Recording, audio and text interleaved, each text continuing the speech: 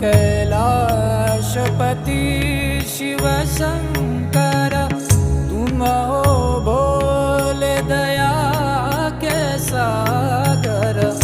दूर करो सब दुख